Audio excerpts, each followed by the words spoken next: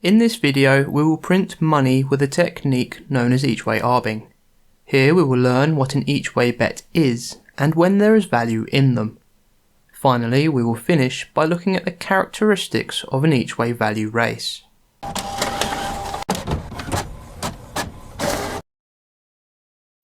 Each way bets can be found in a variety of sports, but the ones we are most interested in are those for horse racing.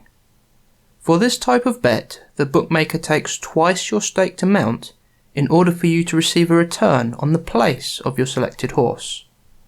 The bet effectively becomes two bets, one for the horse to win and one for the horse to place. The price that the place plays out at is always a fraction of the win price. It will be displayed with the place terms at the bookmaker. This is often either a quarter or a fifth of the win price. For example, a £10 each way bet at 16 to 1 with a fifth place odds would pay out at 4.2 if the horse were to place. This method for calculating the place odds is the industry standard across all bookmakers, and unfortunately for them, it is flawed. This is because it creates additional value in the place for races that are one-sided. For example, let's take a look at the following race.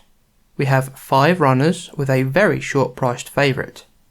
These prices reflect the perceived chances of each horse to win. For clarity, let's convert these into percentages. So it is perceived that the favourite has a 69% chance to win. The second favourite has a 34% chance to win, and the other runners only have a fractional chance to win.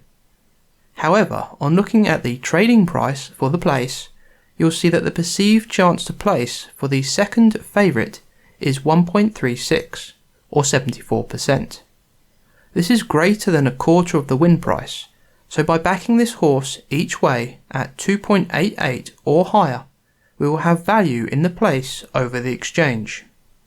To identify a race with each way value, we need to look for any of the following: a 5 to 6 runner race with an extremely short priced favourite, an 8 to 11 runner race with a favourite shorter than 2 to 1, an 8 to 11 runner race with 2 favourites whose combined price is less than 2 to 1, or a handicap race with 16 to 20 runners.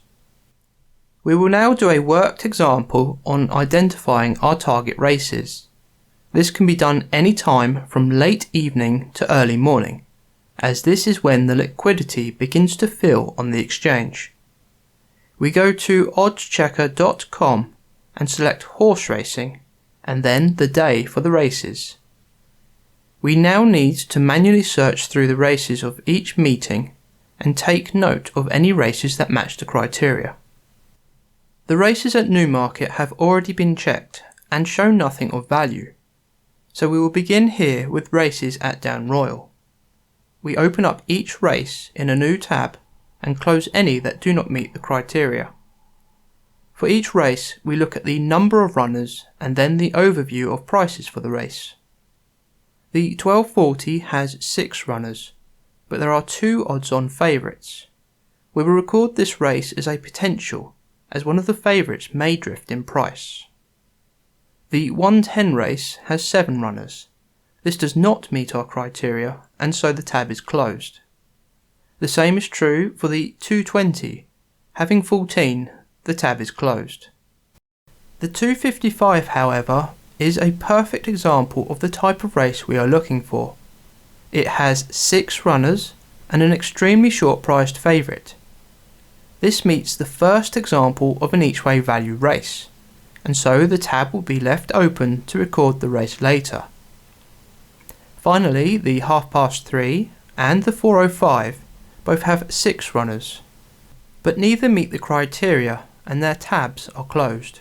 This examination of races is done for each meeting for the day in order to compile a list of potential and target races. There is something you need to watch out for when it comes to Irish races. Let us take a look at the 8 o'clock at Dundalk. We see on first observation that this is a 17-runner handicap race. This would meet the criteria. However, if we look closely at the runners, we see that 3 of them are reserves. Reserves only run to replace non-runners, and so this race will only ever have a maximum of 14 runners. Therefore it does not meet the criteria.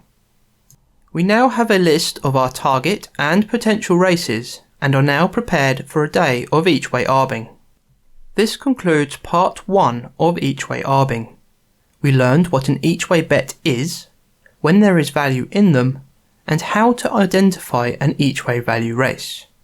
I hope you'll join us for part 2, where we will use our list of each way value races to find each way arbs and print money from them. If you liked this video, then please consider giving it a thumbs up, and if you're not already a subscriber, please subscribe with the subscribe button below.